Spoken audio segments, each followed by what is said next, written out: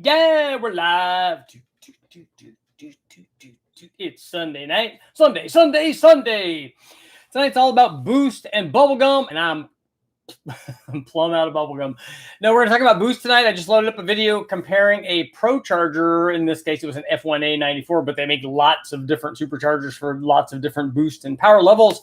But basically, it's more about centrifugal superchargers versus turbochargers and the difference between them, the different kind of boost levels that they provide, the different curves, the different power, all of that stuff.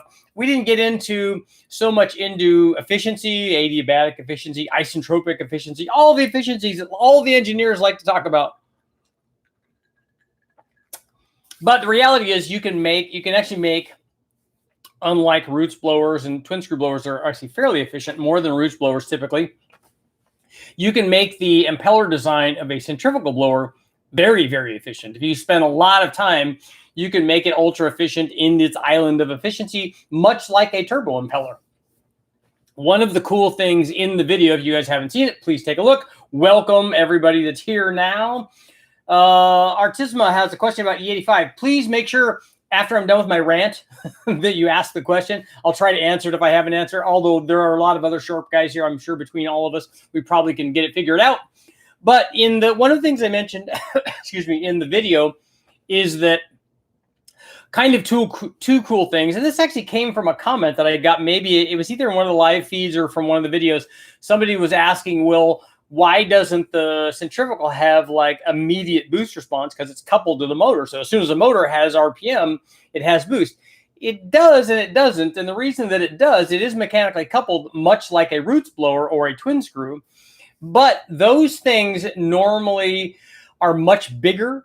And so one revolution of a typical roots blower, a 671, an 871, or even a TVS or something a little smaller, one revolution provides a lot of airflow. By contrast, a centrifugal blower or a turbo, but a centrifugal blower is very tiny. It has to spin really fast to process the amount of air that it needs to process to support big power levels. The roots blower doesn't spin nearly as fast. To give you an idea, it wouldn't be unusual for a roots blower to spin the same speed as the engine or even less, sometimes a little bit more. But if it's a big enough blower, not spinning at more than engine speed is not uncommon. By contrast, the impeller on a centrifugal blower might spin 50, 60, 70,000 RPM or even more. And then on turbos, it can be a great deal more than that. It can be in the 100,000 or more. So they need to spin very, very fast. And while the centrifugal is coupled to the engine, the problem is that 3,000 RPM worth of motor speed, if that equated to 3,000 RPM worth of impeller speed, it's not going to do anything. At 3,000 RPM, it's not even really processing any air. It's not very efficient. So what they do is step the ratio up on the centrifugal blowers. And they do that two ways. One is an internal step inside the blower. It could be typical internal steps can be in the 3 to 4 to 1 range. And then also, they also increase the speed of the impeller. They multiply that by the pulley ratio. So if you have a 2 to 1 ratio, like let's say you have a 6-inch blower pulley and a 3-inch, or a 6-inch crank pulley and a 3-inch blower pulley, that's a 2 to 1. So you're multiplying that 2 to 1 by whatever the internal step ratio is. So let's make the math easy, and we'll say we have a 4 to 1 step inside the blower. That means for every revolution of the pulley, that internally the impeller spins 4 times.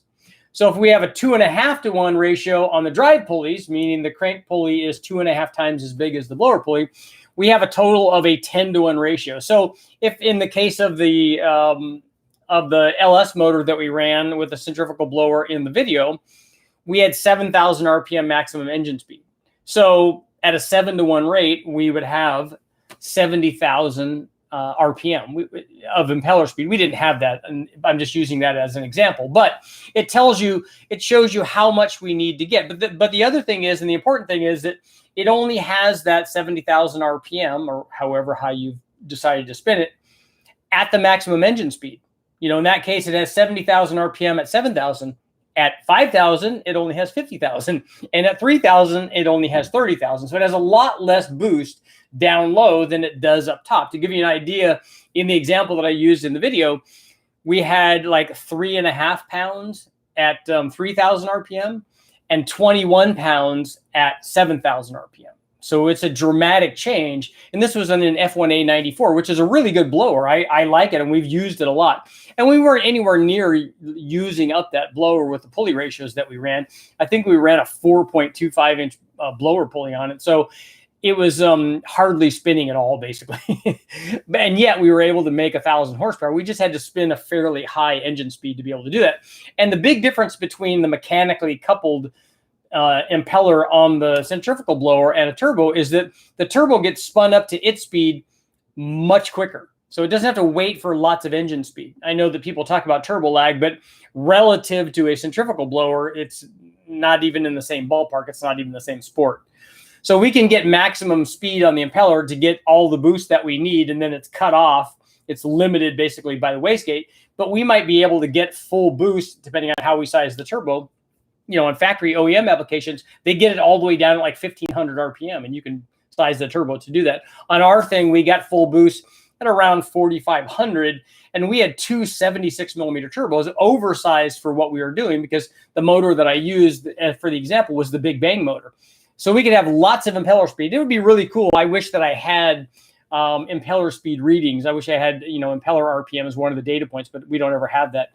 But it would be kind of cool to see that versus, and then calculate the true impeller speed on the centrifugal and show you guys what the difference is. It gives you a fairly good idea on what's happening. But that's the thing, is that a lot of guys are confusing. Oh, look, it's mechanically coupled to the engine, so it has to have immediate boost response. Well, yeah, it has 3 pounds down there of immediate boost response at 3,000.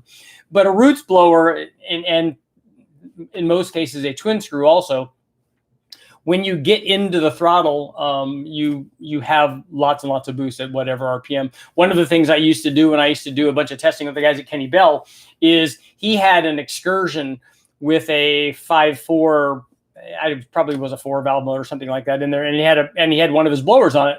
So I used to see if I could get the pedal all the way down, mashing it as quick as I could before we saw boost, and I never won. So you really do get immediate boost on those positive displacement blowers, especially good sized ones, and ones that are sized properly for the, you know, the power output and the displacement of the motor that you're using. So that was an interesting deal. And the other thing I talked about in the video, which one of the things I wanted to talk a little bit about tonight, because there are guys out there that know a lot more about drag racing than I do, and it's an important point, and it's something that some people have brought up before, is that, you know, for lower power levels, the turbo looks fantastic, and it's the way to go. And it makes a lot more power per pound of boost, and it has a lot more average power production. It does all those things. But when you start talking about really elevated power levels, like, you know, the kind where guys are running on Street Outlaws or Pro Mods or the no prep stuff, guys are putting the Prochargers to really good use.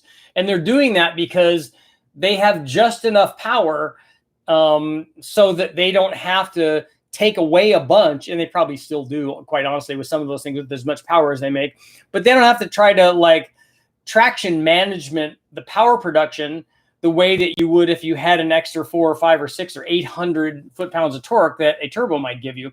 So they have kind of built-in traction control, and that's one of the things I have to say. They're using it to, you know, it's very impressive what they're doing with a lot of these things. And you look at that as an absolute and go, well, like, the turbo makes a lot more. Yeah, but that's not the whole thing, though. I mean, obviously, if they're doing that and making it work, there's something to be said for that. So if you make too much for the available traction that you can put down on the ground at the track, especially on some of these no prep things, and it might be that the power delivery of that centrifugal blower is easier to manage for some of these no prep things. If you start having a problem with traction and you have to, you know, you have to pedal it, or, you know, so there's a lot to be said. Obviously they're making it work, so it is working. And so in some instances, not having that kind of boost curve that the turbo is providing, obviously these guys are putting it to good use. So it's kind of cool stuff. So let's get to some questions. I saw one that I wanted to go back and answer. Oh, Fred, would 2 Prochargers be better? Actually, it would. What it would do is provide, if you were spinning both of them, you'd have twice the parasitic loss because you'd be driving 2 blowers. It actually wouldn't be twice because it wouldn't be supplying the same airflow. What would happen is you would be doubling the airflow. The boost would go up everywhere, basically, and so would the power. It would work fairly well.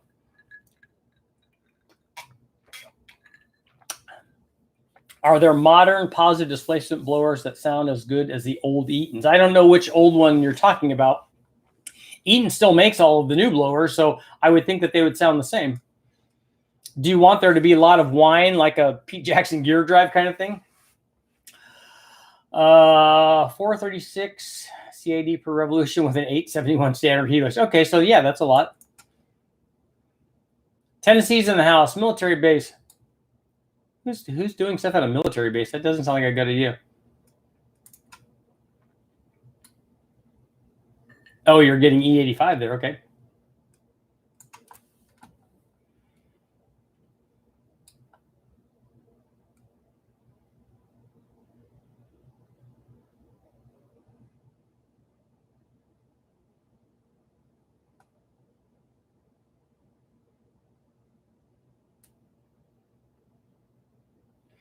Okay, Artisma, did you ask your question about E85? So I went back and checked. I want to make sure.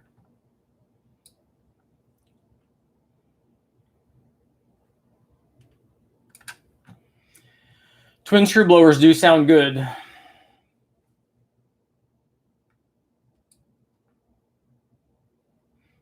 Adrian, typical turbo fashion. I'd rather retard my timing or ramp and boost than lose power to a supercharger.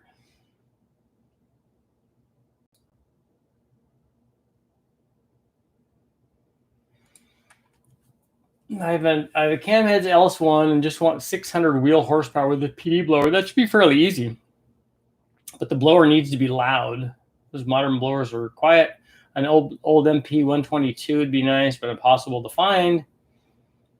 How about an M1? Well, an M112 is probably not going to get you there, I don't think, like a 03 Cobra. But what about one of the Shelby blowers?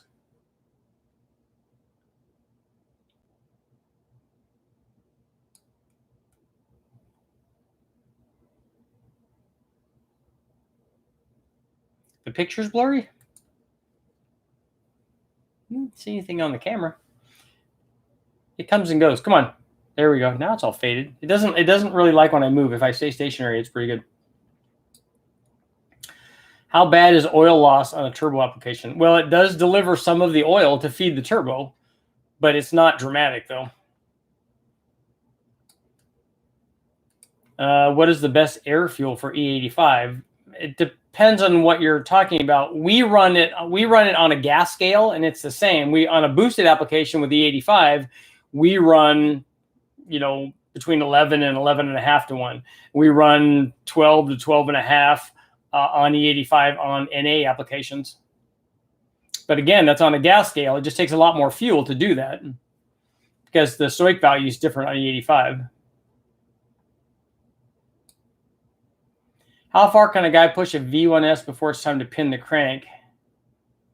And can you pin the crank on a Gen 2 LT1? Yes, you can, and you should do it right away because there's going to be drive on. I mean, there's going to be, losses associated with driving that blower, and that's all load taken by the crank. And if it's not pinned, but if it's a Gen 2 LT1, doesn't that have a crank key on it already?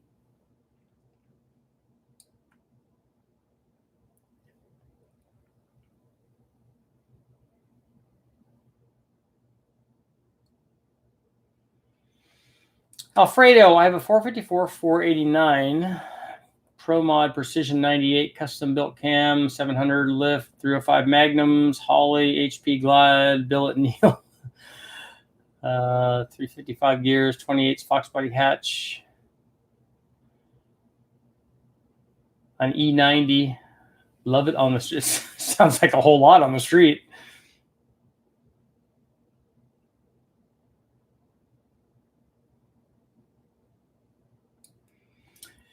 Yeah, an M112 would definitely run out of breath early.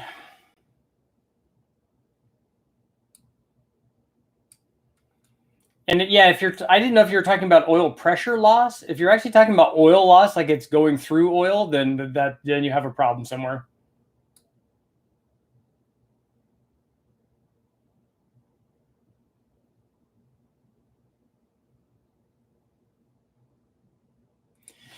James, your ring gap LY6 went 123 and a quarter on 15 PSI, 93 octane, 5,300 pounds. That's a lot of weight.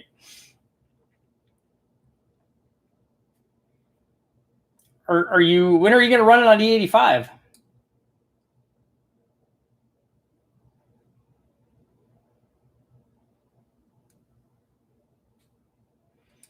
Is a single turbo worth the gain? Yes, you can have, they make single turbos that will do 2,000 horsepower. So there's lots of big turbos if you want lots of power, and there's small ones if you want small turbo power.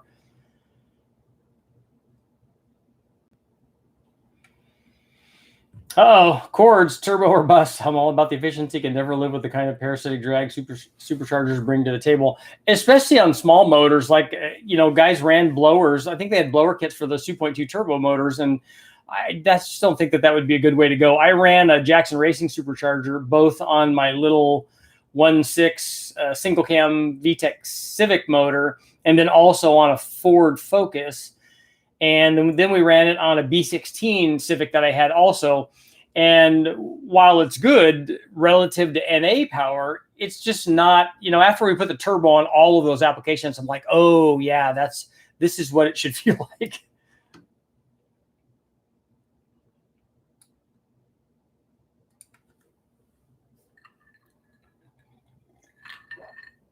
With the CO2 control, you still have to have it referenced to something though, right?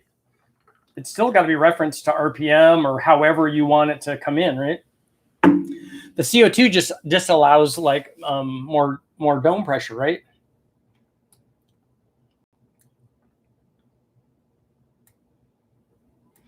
A Procharger 2.2, 2.5 would be interesting. I ran before I set the land speed records in the Civic, long story, we ran a Vortec on my, let's call it a modified B18C motor. And we started out with a normal Vortec kit that they had back in the day for the B16 and for the B18. And then we made our own. And when I say we, I mean mostly Bernie Van Hammond, my friend and ace fabricator, built a kit that it mounted basically where the air conditioning is and used a cog drive so that we wouldn't have belt slippage. The biggest problem we had was shearing the pins on the cranks for the Honda, because it was being driven. We made a slide-on cog pulley that went over the factory damper and bolted to that. But the problem is the factory damper is held on by the bolt and by one pin or one keyway, and that just wasn't enough. We really needed a crankshaft that had another keyway. 2 keyways probably would have done it, because that thing was taking a lot to, it was only making, I think we only made 550 or so at the tire back when we were doing it. And then we put a turbo on again. I was like, oh yeah, this is what it should really feel like. Andy, I think I have videos up on it already. We did a turbo on a Peanut Port 454.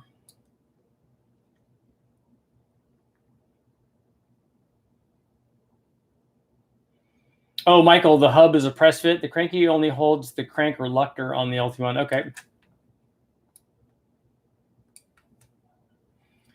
John's going to put an M90 from a 3800 on a Corolla wagon. Perfect. No, that will be awesome. It's a 5-inch crank pulley, so that might be good on a 1.6. Robert, we use turbos and blowers and nitrous on cast crank stuff all the time. On the big block, we ran 20 pounds on the cast crank on the whole stock bottom end, so it's fine.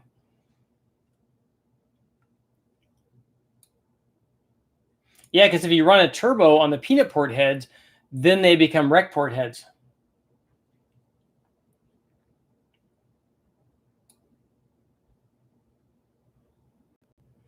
Andrew, you don't need a turbo to be fast. Come to Bro. All motor Integra stuff. Richard, have you ever dealt with the guys at Superchargers Online? I have not. I've actually been to their site a lot and looked at a lot of their stuff, and I think it's great stuff. I just have never worked with them on anything.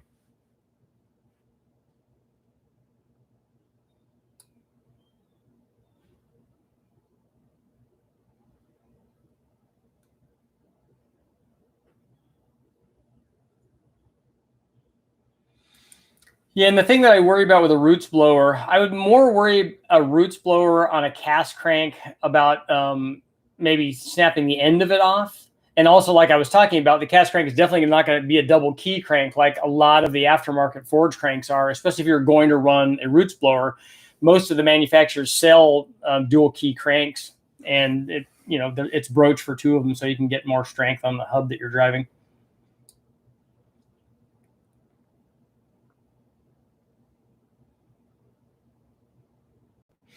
Yeah, Alan, there's no reason to come down on somebody if they don't know something. I want them to be able to come here and ask questions. And I don't care if the question is, what is a push rod, or what is the frequency of a push rod with an inner wavy wall? I don't care what level of question they're asking.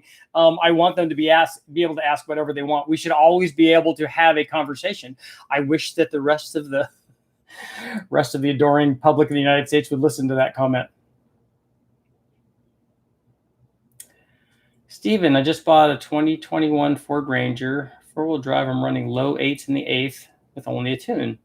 Would love to see some content on the engine turbo combination in the future. Is it it must be an EcoBoost then, right?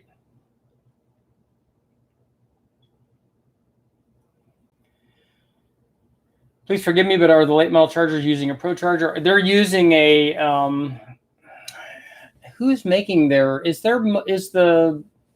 Chargers are the Hemis, are they an IHI? Are they a twin screw, or are they a roots blower? Does somebody know for sure what the demons and stuff are running?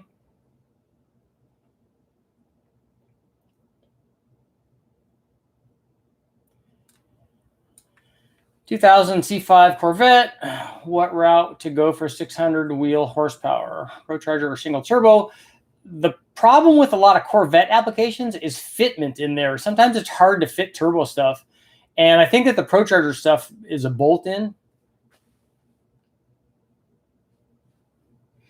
I'm wanting to use an M122 on an LQ9. That's probably not enough blower for an LQ9, unless it's a stock LQ9 and you're trying to get from 400 to 500 or 500 to 600 or something.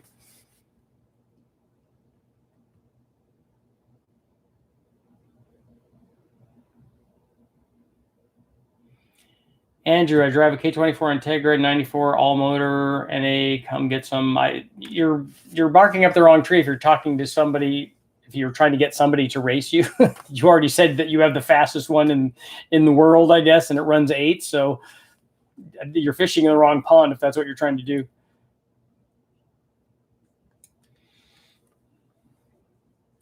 Yeah, Tim, we're just trying to make a point on turbo sizing. 5,000 horsepower. Worm Johnson, what single turbo do you recommend? I have a 6-liter 224, 4 LED, Circle D, gonna have 411 gears. What power level do you want? That's the key for turbo sizing.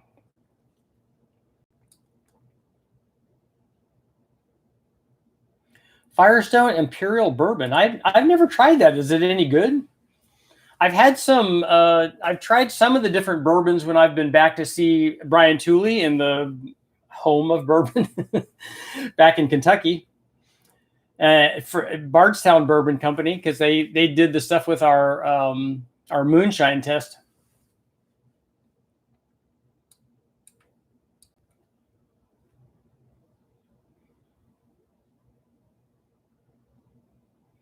Wallace Racing says 123 at 5,300 pounds is 760 wheel.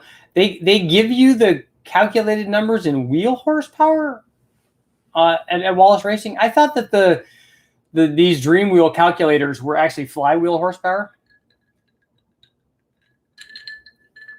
760 seems like a lot. I think I did get a bell housing for the 2.2. I think it arrived down at West Tech. I'll know tomorrow morning. I have not tested electric turbos.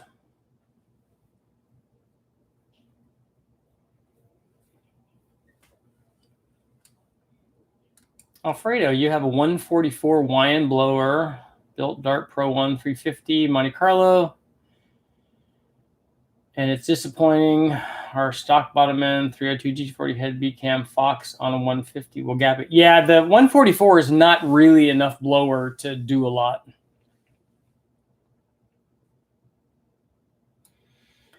A 396 test. I don't remember the last time I even saw a 396. I kind of would like to build one just because I think it would be cool. If I did, what I would like to build is an original like 375 horse 396.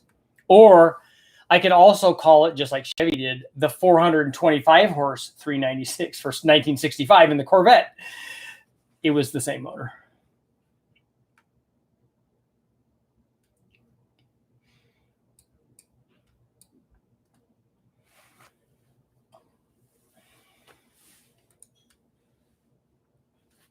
We're doing lots of 3800 testing coming up.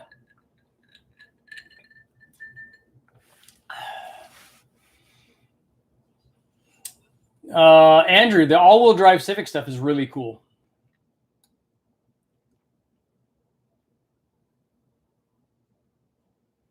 I'd actually like to see how guys are doing that because I might like to try to apply that to something else.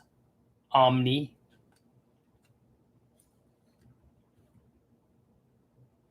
They say a small block Chevy. They say on a small block Chevy, a roots blower will break the cast cranks down. We've run them lots and lots, and I have not broken one. But again, it's just on the dyno.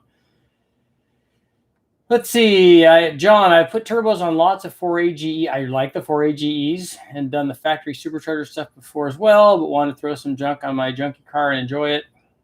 So, yeah, seal of approval. Would love to see you build a Chevy 3800 turbo Big Bang. The Pontiac Grand Prix motor or the Buick motor, the 38. Well, I mean, I guess technically it is a Chevrolet too because I use it in the Camaro. Well, I do have one, and we're getting ready to run that. So we are going to do that. We're also going to do a compound turbo blowing into the blower. And I also pitched it to Freiberger about doing something for Engine Masters on it. So we'll have to see if any of that will work out. Ever ran a VS Racing 7875 Gen 1 on a small block Ford with trick flow top end kit? No. We know what that top end kit does with the Extreme Energy 274 cam. A VS Racing 7871 would make enough to theoretically break the block.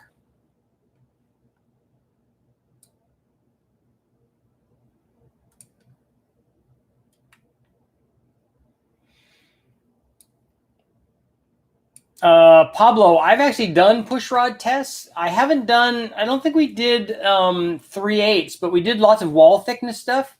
We did stock ones, 80 wall and 105, and saw no change whatsoever. I would kind of like to test it on I'd like to see it on when I go back to see Brian, we might do that on the Spintron.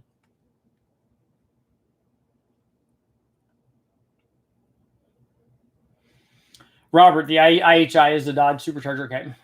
The Demons are 2650 Eatons.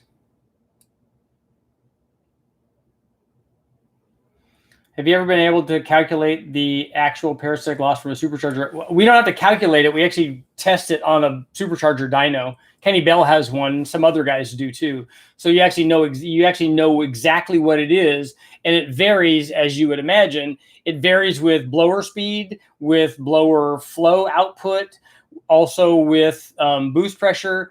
So the losses are different when you change all of those things. So you have to be able to adjust all of that on the blower dyno, which he can do. And the nice thing is he can run blowers that are not top fuel blowers, but he can run stuff. I think that the drive motor that he has is about 500 horsepower.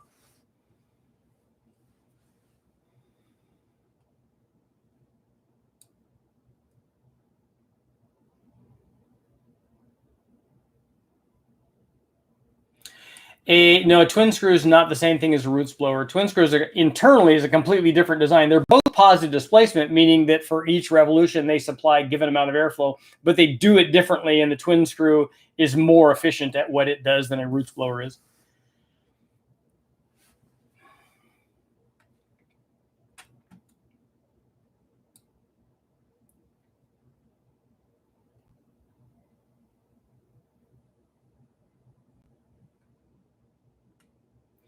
Yep, Daniel, always ask.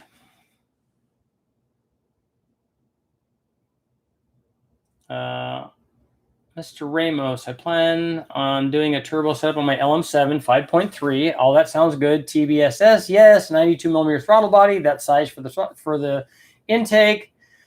BTR stage 2 cam, push rods, springs, long tube headers, stock bottom end. Will I be good? Yes, you don't need long tube headers for the turbo though, but long tube headers will be good when the thing is NA.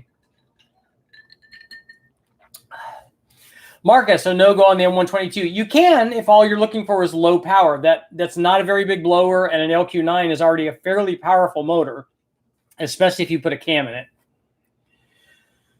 The Demon is a 2.7 twin screw, and the Hellcat is 11.5 pounds. Okay. Do you have an opinion on the comp oilless turbos? They're really cool for rear mount setups. I just hope they last as long as comp claims.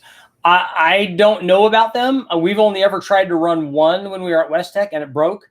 This is way early on, and I've heard other people running them and having them work. So that's the only experience I have with them. I've run other stuff from Comp Turbo, and they worked and made power.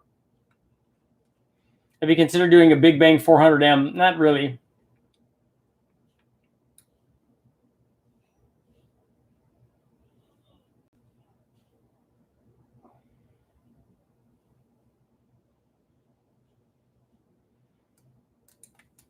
Oh, a bourbon stout. Okay. Yeah, I'm not really a beer drinker.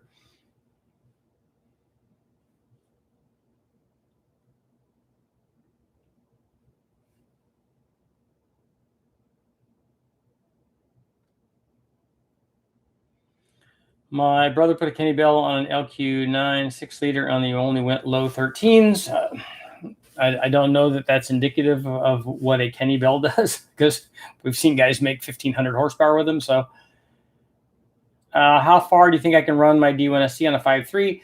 We've made 1,000 horsepower with a D1SC, so it will go there.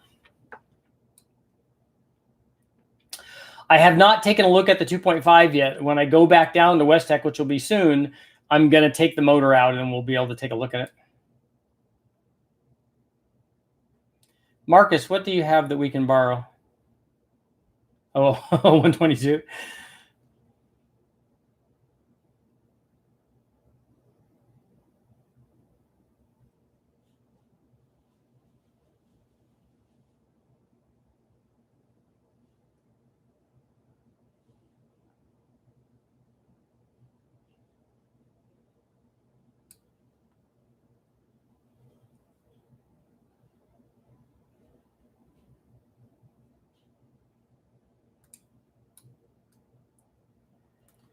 Yep, Dan, that 396 and 65 was really impressive, according to the marketing department.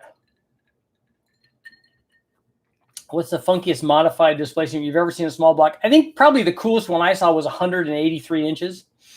It was built for a specific class at Bonneville, and it had a front-mounted root supercharger. It's pretty cool.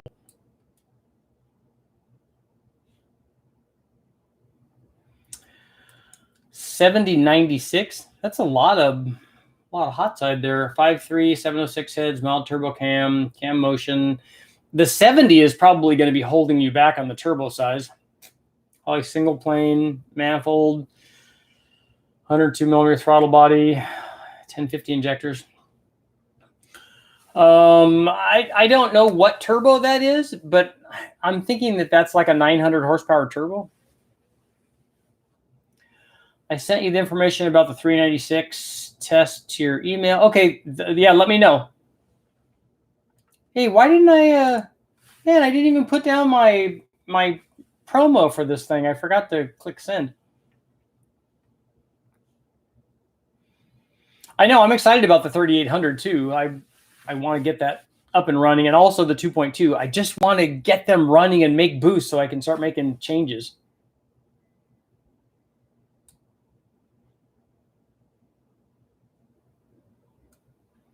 Where's the Fox body at? I have one of those. Tristan, I have a fast LSXR 102. Previous owner put on an LS2 90 millimeter throttle body. Am I leaving any significant power on the table by not running a 102? The only time you're leaving power on the table is if the throttle body is restricting airflow. And it only does that at a certain power level. So I don't know what power level you're at. If you're blowing through it, I wouldn't worry about it. It's not a restriction. I have played with the old Taurus SHO V6s. I was around the guys at the show shop when they were doing a ton of stuff, including put a Vortec on those things and making stage 2s and 3.2s out of them, ported heads and cams and running them to 10,000 RPM. It was pretty cool what they were doing.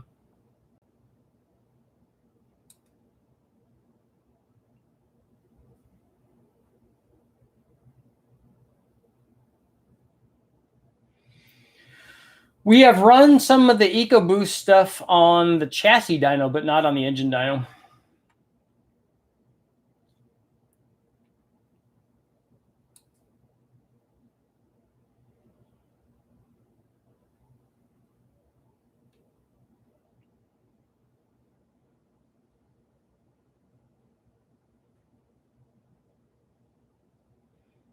Ever see the Supercharger 3.8 Fiero with a shot of nitrous? That would be good. That's a good motor for it. Although I think a Quad 4 was kind of my favorite one for a Fiero. Dustin's in the house, and then he's out. John Force has a Supercharger dyno at his shop too. Yeah, they have to drive a top fuel blower. They need a lot of motor to do that, because that's going to be 1,000 horsepower more to drive those things.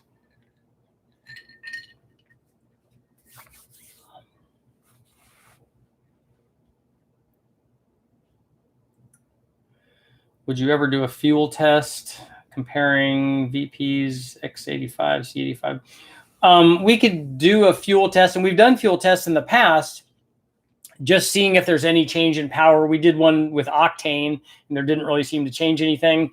And then the thing that I won't do is we won't do maximum stuff for these different boosts or these different kinds of fuels, because we have no way to measure what detonation is other than blowing the motor up, and that doesn't make a lot of sense for testing.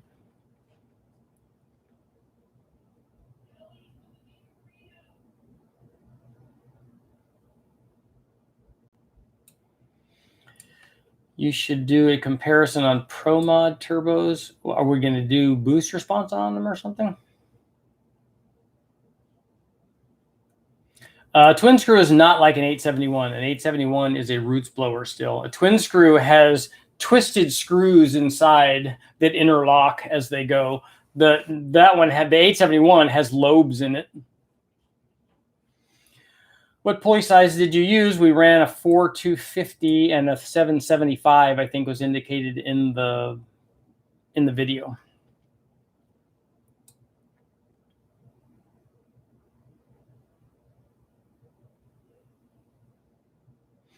Jaffrey, you might be in surge.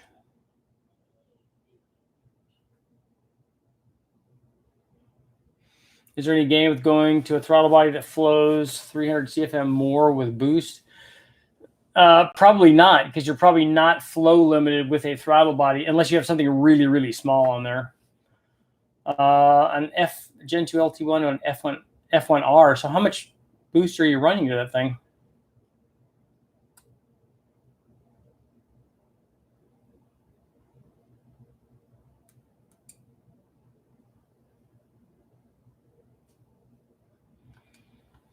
If you'd use a similar size single, how do you think that would comparison? The comparison from a turbo, whether it's twins or a single, is going to be exactly the same as I showed in the video. It's not going to make any difference. As long as the turbo is sized to supply the power need that we're testing, you can get the same response rate from a single versus twins.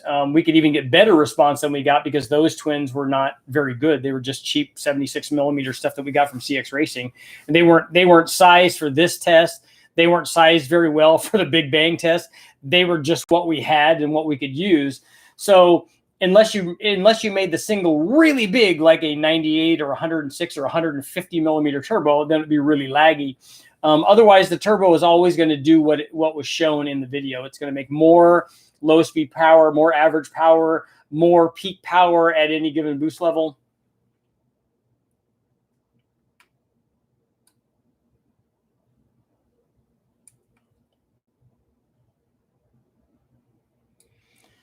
How much boost will a stock 98 LS1 hold? I don't know. I've never measured that.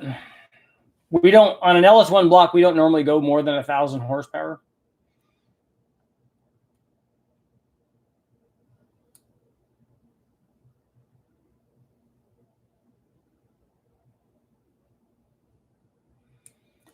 Mr. Ramos, should I keep my stock 706 heads? 800 horsepower with 706 heads is very easy with boost.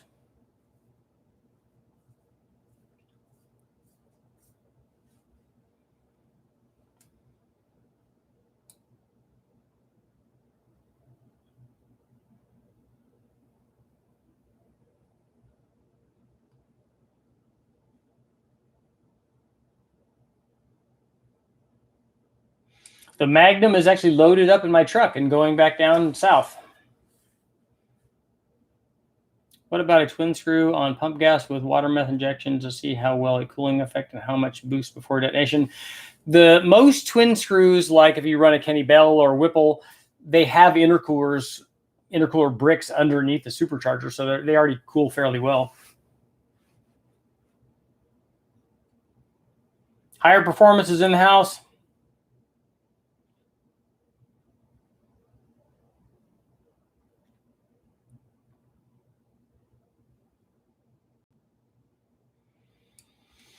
The new Ranger combo is definitely a combo you should look into. 2.4 liter 4-cylinder, running low 8s in the 8th.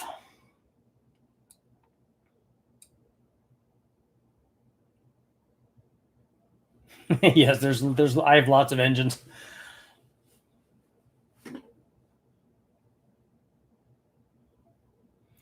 Terry, you can run a lot more than 6 pounds. On stock LS1 stuff, we've run 700 and 800 horsepower without any problem at all.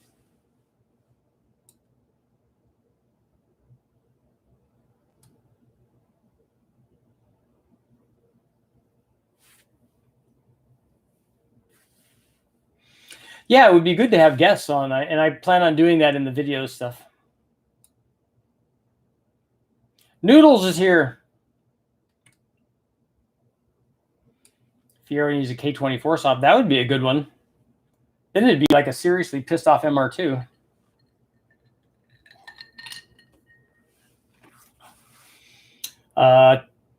S55 550 Alex, 218 Mustang, 2018 with a D1X, 488, 8 to 9 pounds. You can run more boost on 93. You're just going to have to take a little bit of timing away. Man, you should put E85 in that thing. It would really wake up.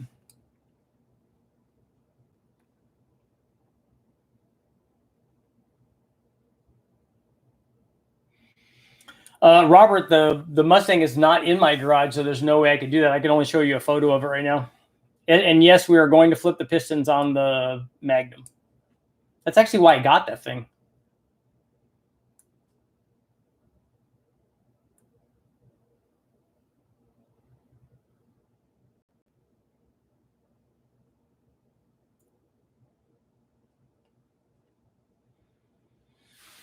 Sloppy's in the house.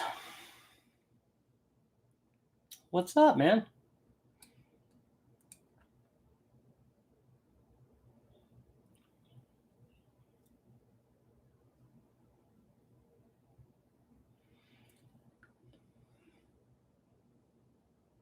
When are you flipping the pistons? I don't know, soon.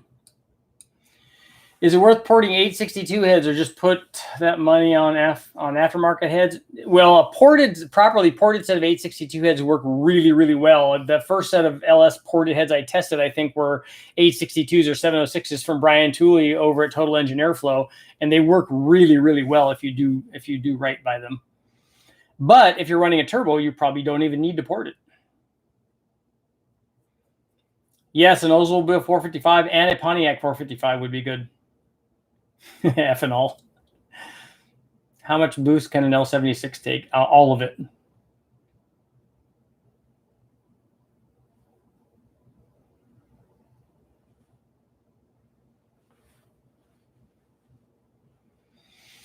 Uh, 1974 54 block. I need one of those. 4-bolt one.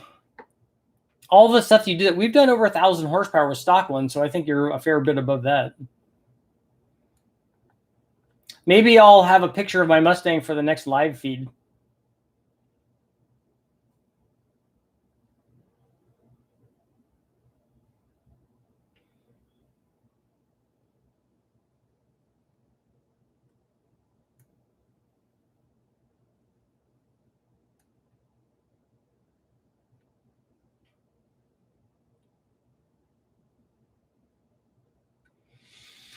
Yeah, if you haven't already done, if you've already done the work to that block, you should.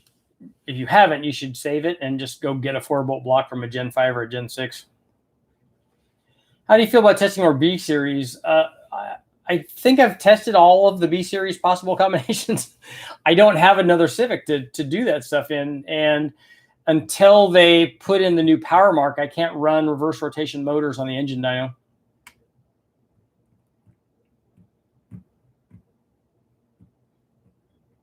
Petty, do I need forged internals or just gap the rings? You can just gap the rings depending on the power level.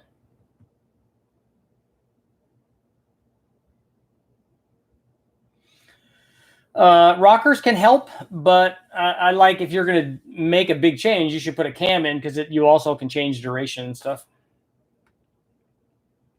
What LS engine are you running your daily? Mine's a 2002 LM753. I'm running pump ethanol on my cam 5.3 on a PO1 thanks to Sloppy. I know he does good stuff over there. For factory tune stuff, he's definitely the way to go. You got to go to the cabinet, man.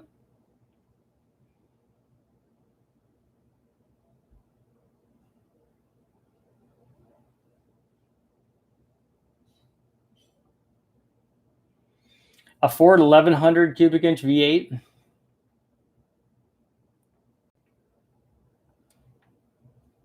The Summit Pro LS stroker kit. I actually have one, although I don't know if mine is a stroker assembly. Mine just might be rods and pistons. I need to put it together. It's been sitting for a long time.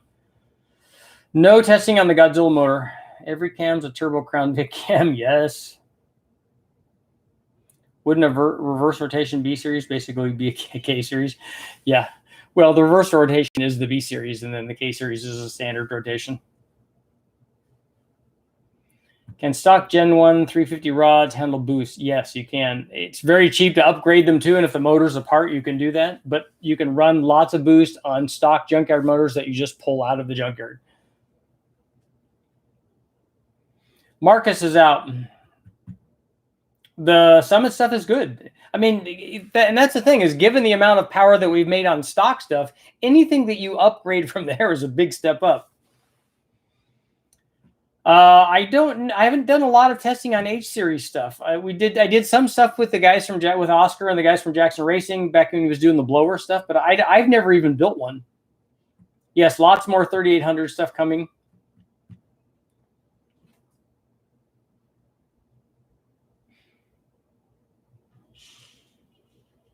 Mike, I own a 3800. I have 2 of them.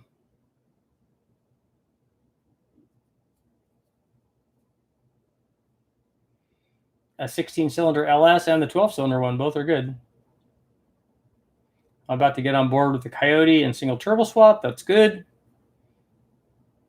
How much boost can a Mexican 350 handle? Also, is that a different block or something? I know that the Ford stuff is the blocks for Mexico are stronger. And the 5.7 LT1. Take a look at what the guys are doing out there drag racing that LT1 block. It's a lot.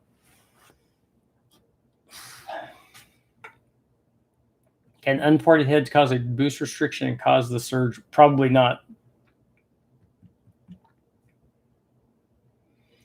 600 rear wheel all motor with a big block. That's not that hard.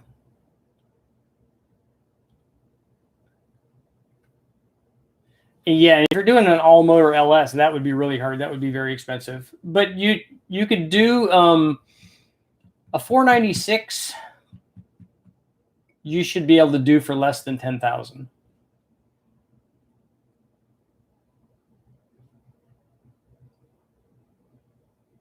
What do you think of TSP stock rocker body with roller tips?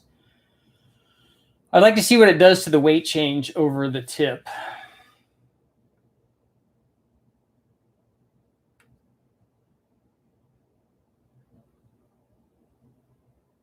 Thoughts on electric cars? They make a serious amount of torque at low speeds. They make low speed torque, and what they're doing with them in terms of performance is really impressive. But basically, they're on electric stuff. They're basically just outsourcing the pollution.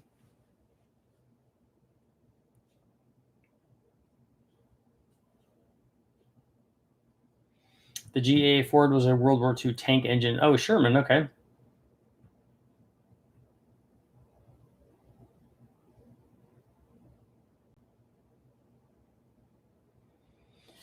Higher. We run the stock manifolds at that power level. They're bulletproof. They last forever. I just don't know. A lot of times with us, we made them fit, and I didn't have to cut the ends off or anything. All we did was the sections of tubing with the flange that I got from the wrecking yard, that became our Y pipe basically for us. But we don't have any accessories on it, so I don't know how that fits actually in the vehicle.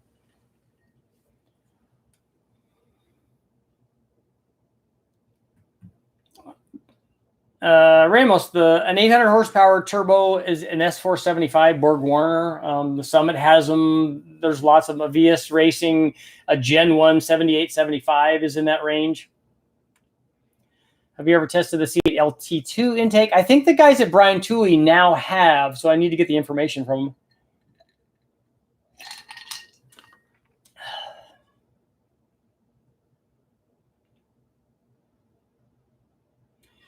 Yeah, and I would never be on like an electric one. I have to drive from here to Southern California and back, and so I don't want to make it be a 5-day trip if I have to stop and plug in all the time.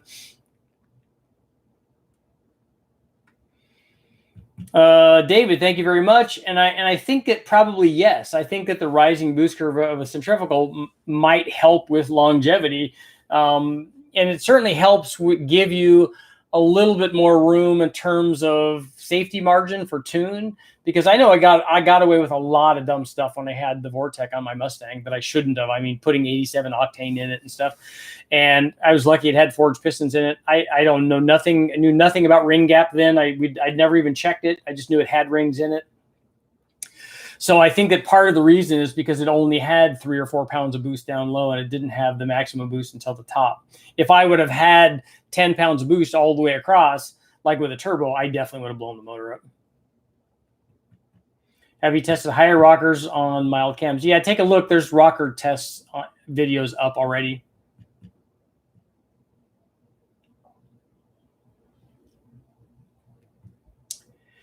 I have an 81 Buick LeSabre 4-door, 6-liter, stock bottom end, ARP bolts, ring gap, TSB cam, springs, push rod, 706 heads, competition valve job, 88-pound injectors, twin GT45s. So twin GT45s is enough to support a lot of power. Mr. John, thank you very much. Budget builds. Where do I drive to Southern California? To West Tech Performance, where we do all the dyno testing. You see the video of the guy that poured in dyno the kegger. I've seen some videos up. And on Monday, I'm going to try to get a hold of somebody and see if I can get a hold of a modified one.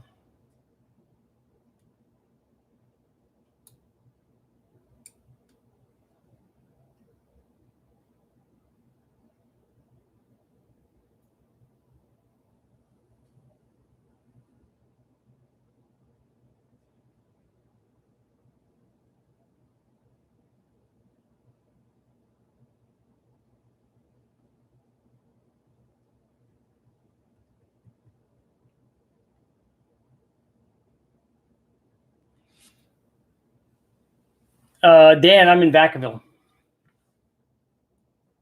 I did watch one of the Project Binkies.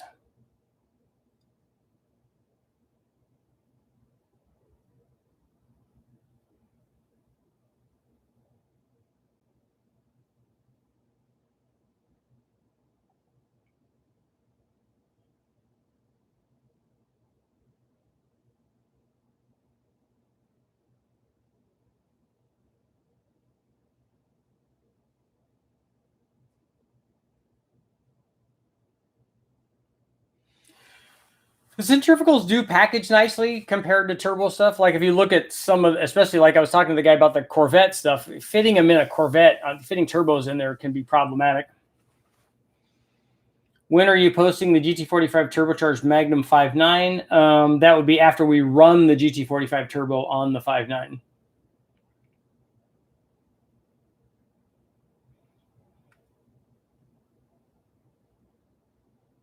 Yeah, it's near Sacramento. Blower comparison, test Procharger, variable drive.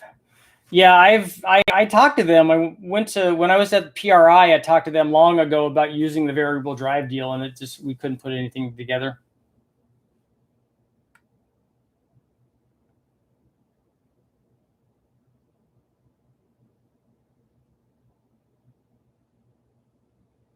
Yeah, the historics would be cool, Dan.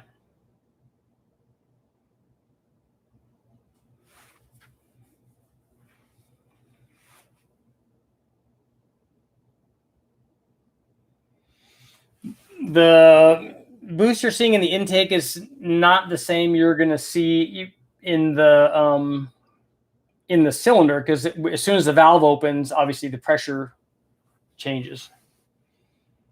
Westech is 450 miles.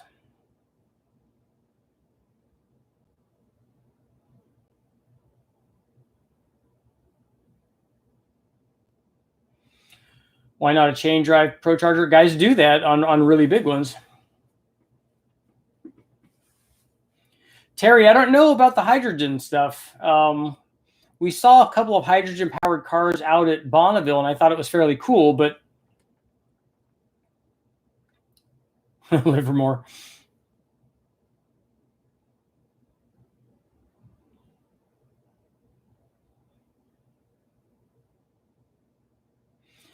Yeah, the Ringland thing is it's a real thing. I've found that out before. We're going to have a PE series. What is PE?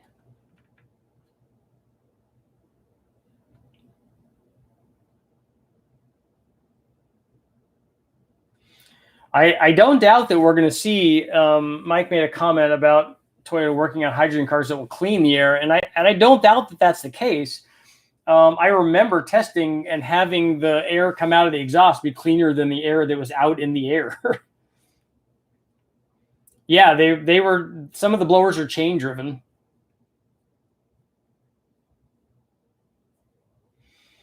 Dulcich is in between West Tech and where I am, but it's more down toward West Tech, I would say.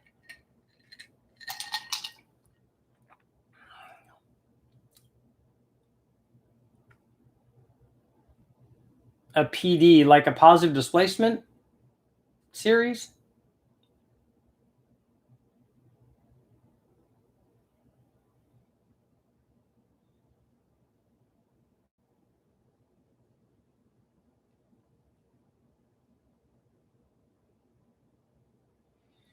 Can I make 400 horsepower with a 1.5 three-cylinder engine with a turbo compressor? I don't know. I mean, you can with a lot of boost, but I don't know if you can do that very successfully. It depends on how good the 1.5 is.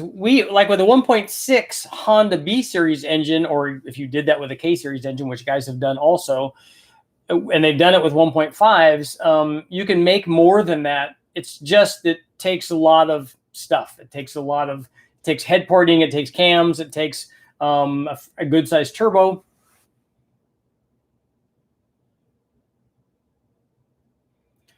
Arthur, thank you very much. Shout out to Lucky Costa. Hope he gets better. I know he's finding out the hard way.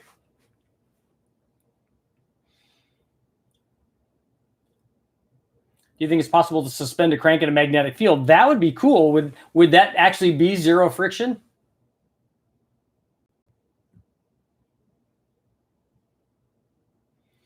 What would be a safe, reliable boost for a scat cast crank, I-beam rods, forged pistons on a 496? What horsepower would be roughly?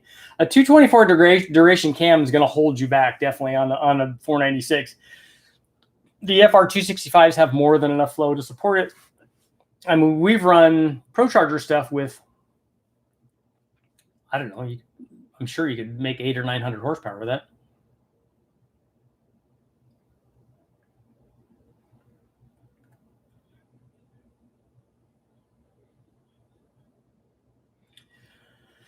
You can put an on-off switch on a blower like Mad Max did. It's just a clutch. Lucky got COVID, and so he's in the hospital.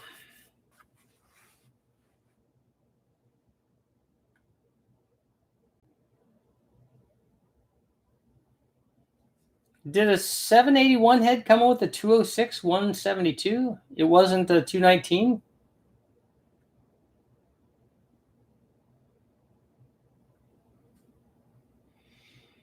Brent, I don't have a dream wheel calculator on me, so I don't know what it takes to run that.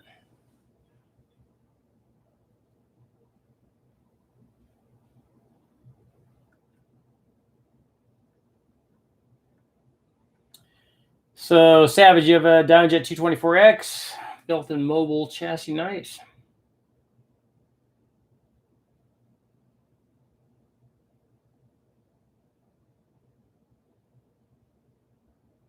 I've never seen the MRI fail videos. Now that you mention that, that's definitely a rabbit hole I probably will go down.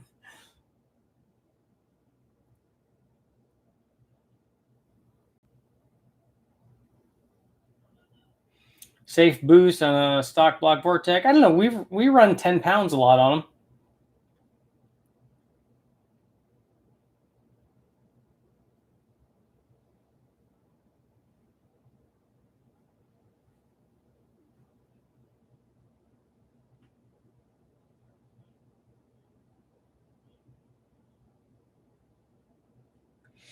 That's what I thought too, Tim. That's might have been what I was thinking. Maybe they were available with both valve sets. Dan, I don't think an AC clutch will handle that. I don't think it's designed for that kind of load.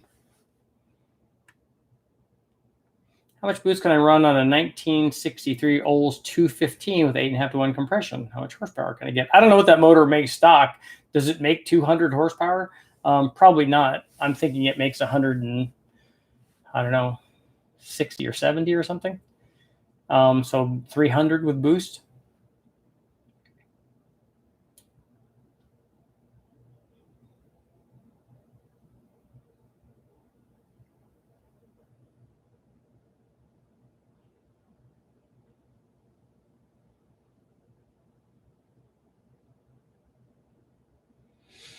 Yeah, I follow Lucky on Instagram. What do you think it would take to spin 500 cubic inches to 18,000 RPM safely?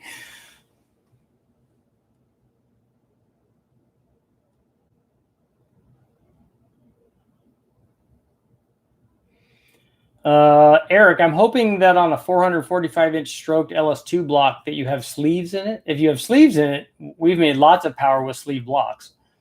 A sleeved aluminum block is really strong, man, once you do that.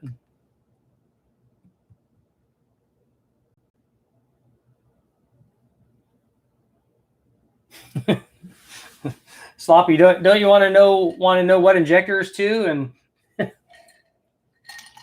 and what turbo?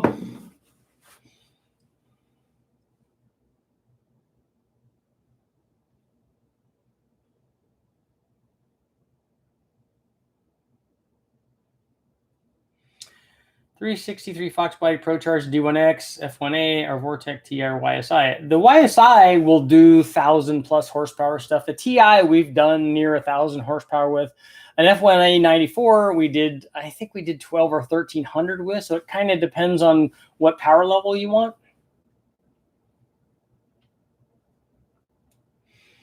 Gary, the motor will breathe around the rotors in a root supercharger, especially an old tired one like he probably had, that running with no air cleaner on it and just breathing dirt all of its life. The motor will still start and run and drive actually with carburetors on top of a roots blower when the blower's not spinning.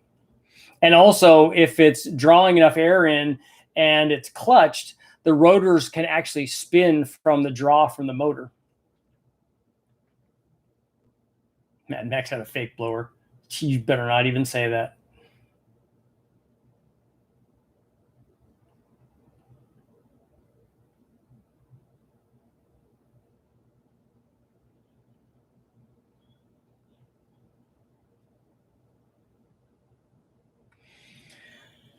Richard, would you buy a hybrid Mustang that drove the front wheels electric and the rear wheels conventionally? Is it all-wheel drive then? Does that mean it's going to hook up and I'm going to have like wicked launches?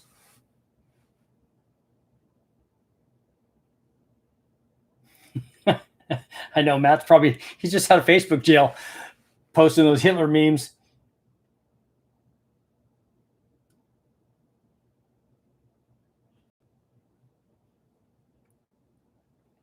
Michael, we ran ours all the way to 6,000 RPM.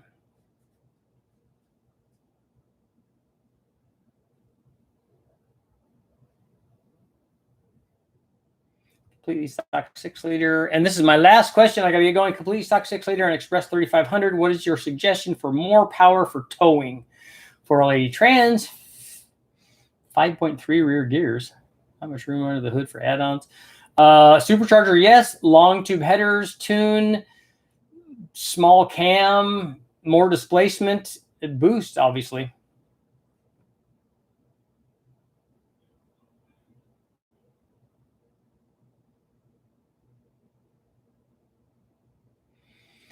You should buy aluminum heads if your sportsman heads are iron. And I've got to get going. Thank you guys for showing up. Yay! It's the weekend. I got a lot of stuff I got to do. Thank you guys all for showing up. I will see you. If you haven't, make sure to take a look at on the Procharger versus the turbos. Actually, two of them. I want to get over there right now and see how many comments. Turbos, only one blower, and that's why it made more power.